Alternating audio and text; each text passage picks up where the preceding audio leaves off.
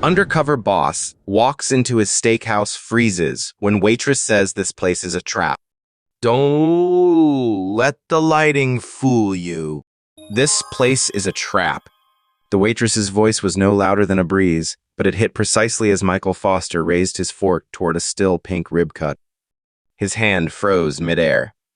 No one else at the table heard it, only him. That sentence wasn't meant for him, but it pierced straight through the heart of the man who had built this system for the past 25 years. Michael, 50 years old, wearing a checkered shirt and round glasses in disguise, was playing the role of a lone customer during lunch hour. The Oak Bridge Flame Branch was once what he proudly called the suburban crown jewel. Tall ceilings, crystal chandeliers, light, reflecting off polished silverware. Everything still held the same elegance as on opening day. But that sentence was like a crack running down the marble wall. Minnie Twist, one Alyssa the waitress with a low ponytail and small frame, was still smiling as she poured water. No visible sign of distress, except in her eyes, which looked like they were holding something back. Michael glanced toward her and caught a small but loaded action when receiving a tip from a customer. Alyssa didn't place it in the communal tray. She stuffed it quickly into her apron pocket, glancing toward the bar where the shift manager stood watching.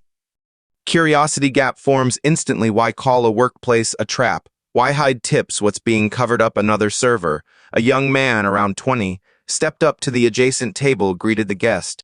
But when he met Alyssa's eyes, he gave a subtle shake of his head. A gesture that seemed to say, be careful. Odd behavior too, the manager Travis stood, arms folded, at the bar. His gaze swept the floor like a surveillance scanner. Anyone who paused for more than 30 seconds, he'd check his watch, then nod toward the shift board. An unspoken kind of control, no words needed. Michael quickly jotted down a note in the small leather notebook inside his coat pocket. Warm lighting can't mask a system's shadow. He had visited hundreds of branches but never heard an employee call their workplace a trap. And this wasn't sarcastic banter, it was whispered like a warning. Viewer psychology is hooked. No overdramatic music. No shock cuts. Just one line in a perfectly normal setting, enough to make the audience hold their breath. Did Michael just step into a trap, one that he never knew existed within his own system? Satisfaction factor is seated early. The audience immediately feels, I need to find out what's really happening here. Not for scandal, but for the hope that justice will arrive by the end. Inside New Dawn Steakhouse, Oak Bridge Branch, the space hums with a subtle symphony of walnut wood warm lights and the soft clinking of silverware on porcelain. Elegant yet cozy, just as Michael Foster once envisioned when founding the chain. At the marble bar, the bartender twirled a cocktail glass skillfully. The scent of fresh herbs from the mojito mingled with seared steak from the open kitchen, a rich sensory experience that made anyone feel elevated. Michael Foster, 50 years old, founder of New Dawn, wasn't giving a speech or sitting in a glass-walled office today. He was seated quietly at a corner table near the kitchen, blending in with a gray checkered shirt, dark jeans, and round glasses, just another regular guest. One hand held a fork, the other a small notebook under the napkin. But his eyes weren't fixed on the food, they followed the rhythm of the people working within the place he once called a sanctuary of fairness. And then his gaze settled on Alyssa. Around 27, Alyssa moved gracefully, a soft presence despite the constricting black gold uniform. Hair tied neatly, cheeks a little pale. She smiled at guests, the kind of smile that's warm and expected in hospitality. But if you looked closely, you'd see her eyes constantly dart back toward the bar, toward the team-led standing watch. A young female customer at checkout handed Alyssa a $10 bill with a kind nod. Thanks for the extra lemon in my water. Alyssa bowed her head softly. Thank you, ma'am, but just a second later she turned, and instead of placing the money in the tip tray, she slipped it quickly into the side pocket of her apron. Her left hand covering it, a reflex clearly practiced many times. And right at that moment, Trent arrived. In his 40s broad shoulders, a deep voice, like a factory PA system. White button-up shirt, gray tie, slightly crumpled. He clapped a hand on Alyssa's shoulder. You're like a ninja. What are you sneaking around with over there? Alyssa gave a strained smile and stepped back. I was just quickly wiping the glass the guest left behind. Trent curled his lip. Yeah. Wipe it properly. There are no victims here, only people who didn't do their job well enough.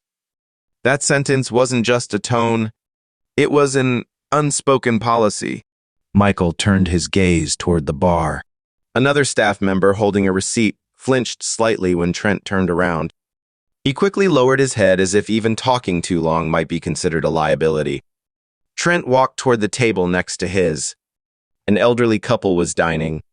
When the wife pulled out her wallet to tip the waiter, Trent stepped in quickly. "Leave it there, ma'am. I'll collect all the tips and divide them equally among the staff. It's fairer that way." And he took the money. Stuffed it into a white envelope in the inside pocket of his coat. Michael tilted his head slightly. Equally divided, but there was no communal tip jar. No POS record. No transparency. A new note appeared in his notebook. Luxury cannot be a shield for hidden injustice. Michael Foster picked up his phone. The screen showed an incoming call from the regional manager. He was just about to step out to the patio behind the restaurant to take it clearly, then he stopped. A small voice, almost drowned out by the clinking of glasses and the rattling of ice in the shaker. "Worked all week and I still can't cover daycare," it was Alyssa's voice. She was leaning gently against the bar, folding napkins, whispering to the bartender. But it was just loud enough for Michael to hear. Not because her voice was strong, but because every word carried a strange weight. A weight Michael had never wanted to hear from anyone working under his system. He froze. His heartbeat slowed. Under the warm light, new Dawn Steakhouse still looked impeccable. Polished wood paneling, perfectly ironed tablecloths. Soft jazz from the ceiling speakers. But in that moment, the sheen began to crack, exposing something else. Something very human. Michael returned to his seat. He didn't touch the unfinished steak. His eyes began to shift. He no longer observed like a customer, but like someone tracing the shape of something long hidden. A few minutes later, a bussing staff member, a young man in a black apron, curly hair, walked briskly past his table. When their eyes met by chance, he stopped. "You doing all right, sir?" he asked politely. Michael gave a gentle smile, then leaned in and asked softly the waitress earlier, "Does she usually work lunch shifts?" The young man glanced around, then lowered his voice. Miss Alyssa asked to switch to the afternoon shift so she could pick up her kid, but it got rejected. Mr. Trent said, "If you want flexibility, go freelance." Michael nodded, but his eyes grew heavier. That wasn't just a rejection. That was an ideology, and it was being imposed on the most vulnerable. When Alyssa returned to clear his side dish, Michael gently asked, "You seem to work very efficiently." "I imagine the restaurant would need someone like you all week," right? Alyssa flinched slightly. A second of hesitation. Then she smiled, that familiar, courteous smile that made Michael's heart ache.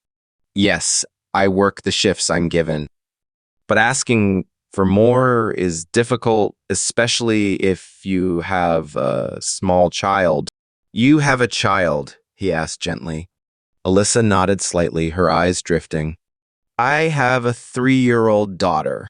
She's at a daycare nearby. It's $8 an hour."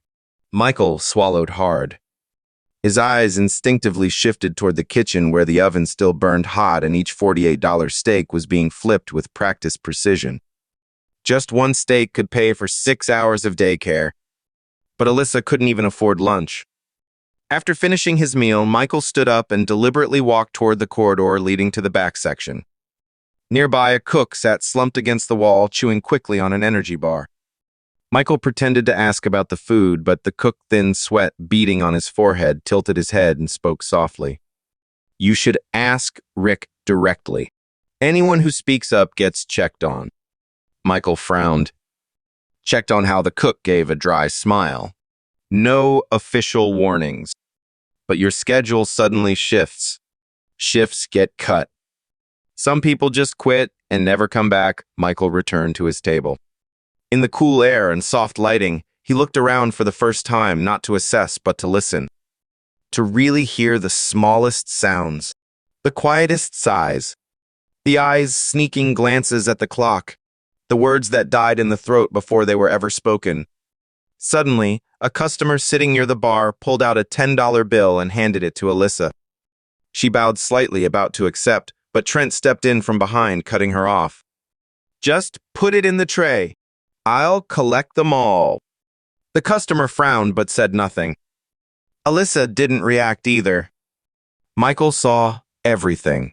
The warm light of the restaurant was not bright enough to hide the shadows behind every strained smile. Why had a service model painstakingly built to embody kindness from within become a place where everyone felt like a replaceable cog, and Rick, the regional manager, did he know about this? Or was he the one who established the rule of silence? Michael placed his hand on the table. His finger tapped lightly. Each tap felt like a countdown, because he knew what was coming was no longer just about a half-finished lunch. Michael Foster didn't walk into an office to launch an investigation. He didn't call a meeting. Instead, he walked along the back hallway where the lights were dimmer and the floor tiles were worn down by generations of employees. He asked, not with power, but with kindness, "How do you handle tips here?" he asked softly when he saw Ramon, a young man in his 20s, carrying a soaking wet steel tray from the kitchen. Ramon flinched slightly, then fumbled with his words. "Tips, they get collected each shift. Mr. Trent holds on to them. Says he'll divide it at the end of the week." 1 second later, Ramon looked up as if scared that his words had broken some unspoken rule. Michael nodded, his tone still calm. "And how many weeks has it been since you received any?" Ramon didn't answer. A single no wasn't spoken, but it echoed in the air with chilling clarity. Just then, Natalie, another waitress, hurried out from the side hallway. She had overheard Michael's question and stopped. I'm not really sure either," she said, her eyes darting toward the kitchen door as if afraid someone might hear. "One time, a customer slipped me a tip directly. That day, Mr. Trent made me write an incident report. Said I violated the equal sharing rule." Michael slowly pulled a slim notebook from his coat pocket. There was nothing fancy about it. Just a simple craft-covered journal. But each word he wrote inside cut deeper into the faith he once had in a system he thought was built on humanity. At the end of the hallway was a small break room. Plastic chairs, a water dispenser, and a wall clock that ticked softly but relentlessly. Alyssa walked in after her lunch shift. In her hand was a pale cream envelope. Michael didn't follow her. He stood behind the frosted glass partition, still holding his notebook like an outsider looking into the lives of people he had never truly seen. Alyssa sat down, opened the envelope. Inside, a payslip printed in faint blue ink. Total $156. She didn't gasp. Didn't even look surprised. She just sat there, curled up, hugging a worn fabric backpack, as if something inside her had quietly been taken away the belief that effort, however small, would still be recognized. In that moment, Michael no longer saw Alyssa as a part-time worker. He saw a young mother. A mother who wakes at 5 a.m. to drop off her child, then starts her shift at 6. A mother who doesn't dare call in sick even when her daughter has a fever. A mother who skips lunch not for appearances, but because she's calculating how to make it to the weekend with enough for diapers. Michael closed his eyes for a second, his hand clenched slightly. Not from anger, from pain.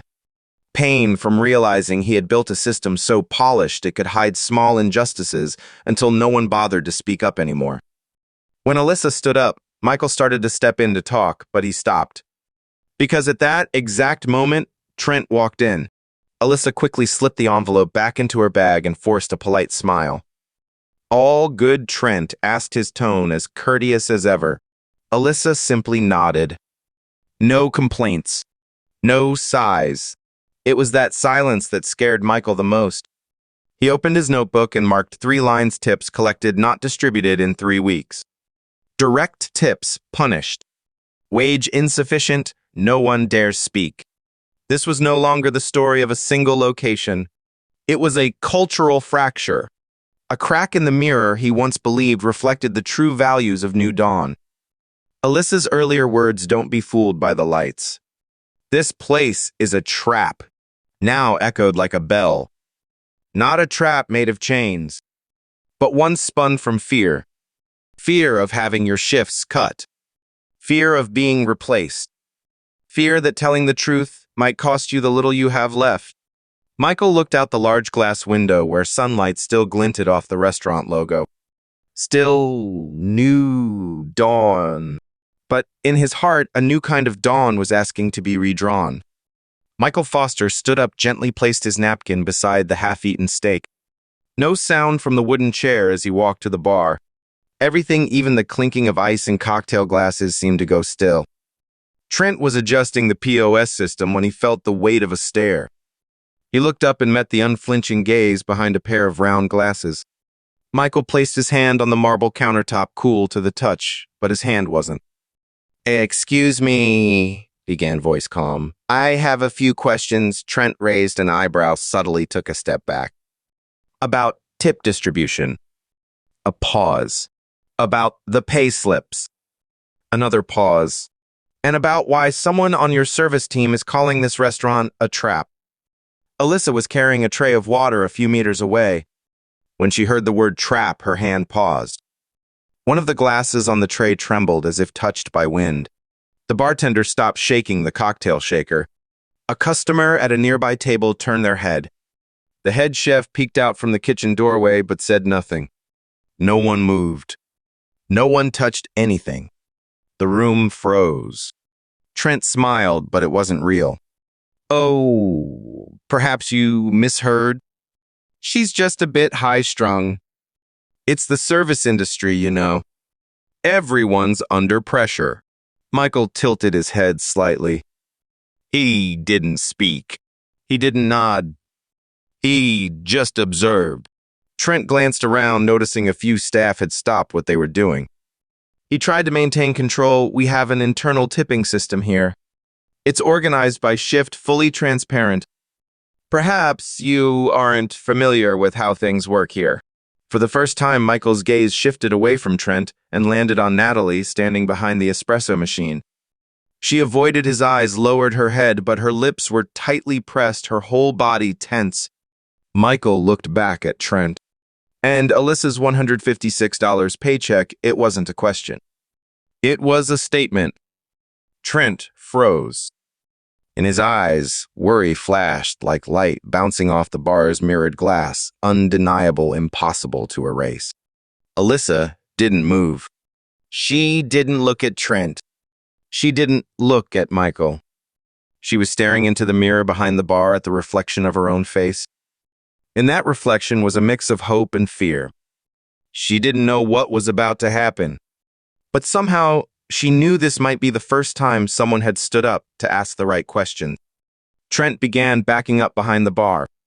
"I think we could talk in the office. It's a bit busy out here." Michael didn't budge. "Exactly. That's why I'm standing here. I don't need a private room. I want everyone to hear." Across the room, a few servers stopped taking orders. Ramon quietly set down his tray. Natalie stepped out from behind the counter, gripping her cleaning cloth, but she wasn't wiping anything. Michael knew if he didn't speak up now, no one else would. And traps like these would keep existing beneath layers of warm lighting and pleasant music. A new waitress, curly-haired, about 20, stepped closer to Alyssa, whispered something softly. Alyssa suddenly nodded, then turned toward Michael. For the first time, she spoke, "Who are you?" Michael looked at her, not just with responsibility, but with regret. The person who should have been listening all along. Who is he? How does he know about Alyssa's paycheck? What's going to happen? Now will Trent be exposed at this point? The audience wasn't just watching the story unfold. They were part of it. Like they were sitting at the third table from the entrance ice, melting in their water glass, silently observing as a customer slowly pulled back the curtain on truths hidden behind a freshly plated steak. Michael Foster took a deep breath. Then calmly, he took off his glasses. Just a small gesture, but it was like flipping an invisible switch. Everyone in the diner, from the chef flipping a steak behind the line to the server pushing a tray out the door to the bartender drying glasses with a towel, looked up. All at once, the entire room went still. Only the sound of the air conditioner and Alyssa's pounding heartbeat remained. Michael raised his head. Sorry for not introducing myself earlier. His voice was calm, steady. Not loud, but it echoed louder than anything else in that room. I'm Michael Foster, founder of the New Dawn chain. Emotional drop one, a shockwave spreads. A steel tray clattered to the floor in the kitchen. The bartender froze, dropping his towel. Alyssa stood frozen. She didn't blink. Her hands clenched the hem of her apron. Trent, who was just about to turn away, froze. His face went pale for a split second, then flushed red as if he'd just been slapped. You're Mr. Foster. His voice trembled slightly, though he tried to stay composed. Michael nodded. No further confirmation was needed. He pulled a small folder from his coat pocket, opened it. Inside was a printout of the company's internal HR policy, with one section highlighted: all tips must be processed through the central POS system, distributed by shift and recorded in real time. Absolutely no collection delay or manual handling outside the system is allowed. Michael looked up again, but his gaze was no longer that of a customer.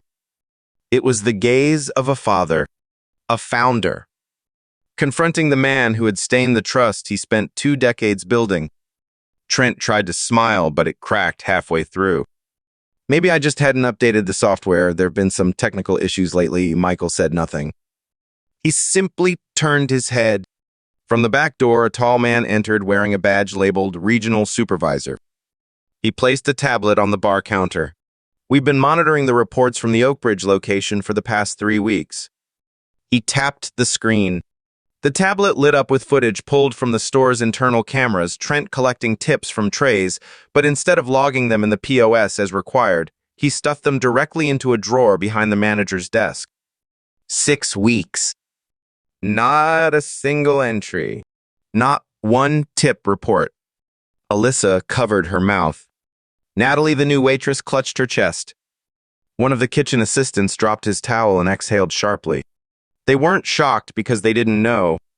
They were shocked because finally someone had turned on the light to expose what everyone had seen, but no one had dared to speak aloud. Trent stammered, I was just holding it to distribute later. Didn't want to mess anything up. Michael calmly closed the folder. You weren't afraid of making a mistake. You were afraid of transparency. Then he turned to the staff in the diner. I didn't build New Dawn to open as many branches as possible. I built it so that every location would become a safe, fair space for both guests and those who serve them. Michael stepped beside the tablet, looking directly at the staff. I came here today because I wanted to understand not just through reports, but through what I could feel. And I've seen it. I've heard it. And I won't leave until every person in this kitchen, at this bar, and on this floor is treated with the respect they deserve. Michael Foster stood in silence at the heart of New Dawn Steakhouse. The warm light reflected off the walnut tables, but every eye from staff to customer was fixed on him. He didn't need to tap his fingers. He didn't need to raise his voice. He simply spoke. Starting today, he began steady and firm tips will be distributed automatically, transparently, and in real time through our upgraded central POS system. A ripple of whispers spread across the restaurant. A line cook clenched the towel in his hand. The bartender looked up, and for the first time, there was a glimmer in his eyes. Michael continued, no more envelopes. No more waiting until the weekend. If you work, you see your share right after your shift. Then he walked toward Alyssa. She was still standing in the middle of the aisle, her hand loosely holding a serving tray. Her eyes, for the first time all day, weren't watching for scolding or supervisor's footsteps. They were watching something she had never dared to believe was real. Michael gently reached into his coat and pulled out a white envelope, this time sealed with red wax bearing the New Dawn emblem. He placed it into her hand. Full-time contract. Flexible schedule. And 6 months of child care assistance. Because no mother should have to choose between raising her child and keeping her job. Alyssa took the envelope in both hands. but instead of hiding it, she held it tightly, pressed it to her chest. She didn't break down crying. She didn't collapse. She simply tilted her head slightly, eyes red, and said in a trembling voice, "I've never been trusted like this before." Michael smiled. "Because you deserve it? And we didn't build New Dawn to create traps, we built it to protect the kind-hearted." Right there in the video, Trent, the dishonest manager was suspended on the spot. The regional supervisor signed off on activating the new tip distribution system immediately. Staff received personal login credentials. Every team member could see exactly what they'd earned and what was coming. An LED screen above the bar lit up LIVET-IPDASHBOARD real-time. Transparent. Verified. Alyssa was invited back behind the bar. But this time, she wasn't just a nameless waitress. She was someone who had been given the right to speak, who kept the tips exposed on camera. Would the girl be helped receive a clear contract and support package? Would the CEO fix the system, changed it right on camera with no delay? He didn't just fire the bad guy, he built a better system while you were still watching. The good ones were kept. The wrongdoer was removed. A system once thought to be broken was repaired, upgraded, and made transparent right before the viewer's eyes. Michael didn't leave immediately. He chose his old seat again and ordered an espresso.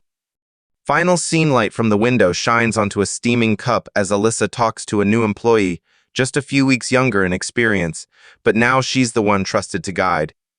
Peace doesn't come from soft lighting or a beautifully set table. It comes from how a person is treated behind the kitchen door after each shift ends. A restaurant may earn 5 stars for an expensive menu, but an organization only deserves to be called humane when the last person in the system is seen heard and protected. Michael Foster didn't need to shout slogans. He just needed to stand up and act. Because he knew no one should have to live in a trap, especially when they're just trying to do the right thing. New Dawn is not just the name of a restaurant chain. It's a promise every day anyone who walks through that door shouldn't have to hide their exhaustion or swallow their tears. A place where kindness isn't replaced. A system where the good don't have to apologize for speaking up.